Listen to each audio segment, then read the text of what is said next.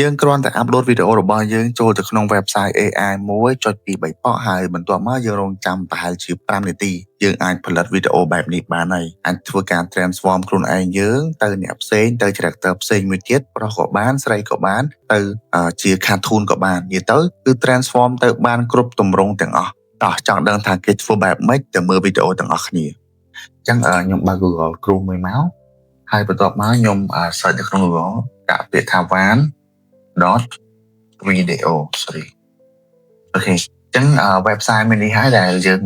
អាចធ្វើការ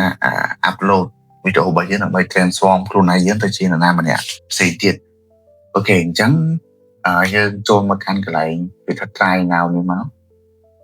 អូខេហើយបន្ទាប់មកទៀតយើង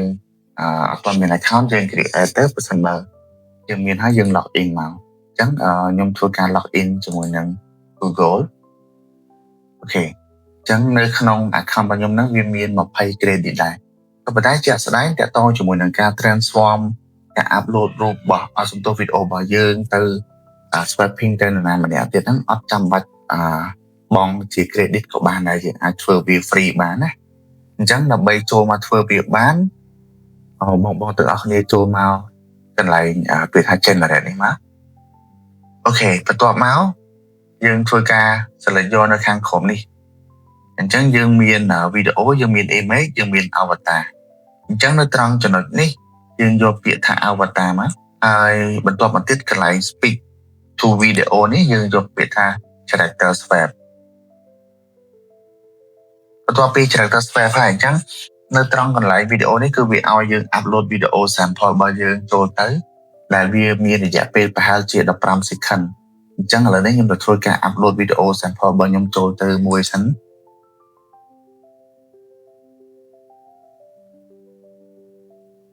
អូខេខ្ញុំ upload វីដេអូមួយនេះចូលទៅចឹងខ្ញុំ select ចូល15 second automatic នេះមកខ្ញុំចុចទៅលើពាក្យ confirm ហើយបន្ទាប់មកកន្លែង character នេះយើងត្រូវការរើសតួអង្គមួយដើម្បីយើង swapping ពីវីដេអូចាស់របស់យើងហ្នឹងទៅជា character ថ្មីហ្នឹងណាអញ្ចឹងយើងចុចទៅលើពាក្យ character ហ្នឹងមកហើយយើងចុចពាក្យថា upload from device អញ្ចឹងកន្លែងនេះខ្ញុំយកវីដេអូខ្ញុំយករូបភាពស្លឹកមួយរបស់ John Wick អូខេមួយនេះខ្ញុំធ្វើការ open វាមកចឹងកន្លែងនេះយើងរងចាំឲ្យវា upload វីដេអូរបស់យើងឲ្យបានពេញបន្តិចហើយកន្លែង character នេះគឺវាពេញហើយអូខេអញ្ចឹងឥឡូវនេះវីដេអូក៏យើង upload រួចរាល់ហើយ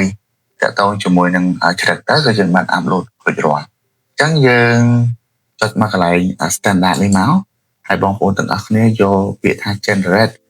with credit ហ្នឹងប៉ុន្តែយើង turn វា off ខ្ញុំ turn វា off ទៅយើងអត់ចាំបាច់ចាយ credit ទេបើសិនជាយើងអត់មាន credit អត់មិនមែនជា pro account ដូចខ្ញុំណាអញ្ចឹងយើងចុចទៅលើពាក្យ generate នេះមកអូខេអញ្ចឹងវាចាប់ផ្ដើមដំណើរការហើយប៉ុន្តែគ្រាន់តែនៅពេលដែលយើងធ្វើការ generate ដោយយើងអត់ប្រើ credit គឺវាត្រូវចំណាយពេលយូរបើន័យថាវាដាក់យើងទៅក្នុងការរងចាំដោយសារតែមានអ្នកផ្សេងហ្នឹងក៏គេបានធ្វើការ request បែបហ្នឹងមកដែរក៏ប៉ុន្តែបើសិនជាយើងចង់បានវីដេអូហ្នឹងលឿនត្រឹមតែ5នាទីអញ្ចឹងយើងអាចចាយជាមួយនឹង credit របស់យើងអត់ទាន់មានយើងអាចតែងបានដូចជាមួយខែ$6.50អញ្ចឹងដូចជាមិនថ្លៃប្រហែលទេប្រសិនបើយើង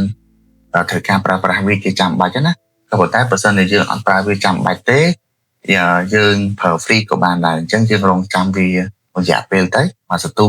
ទម្រាំតែវា process ចប់យើងអាចចាប់ផ្ដើម download វីដេអូហ្នឹងយកមកប្រើបានហើយអញ្ចឹងទីទៀតខ្ញុំនឹងចូលវីដេអូនៅពេលដែលវា complete រួចរាល់អស់ណា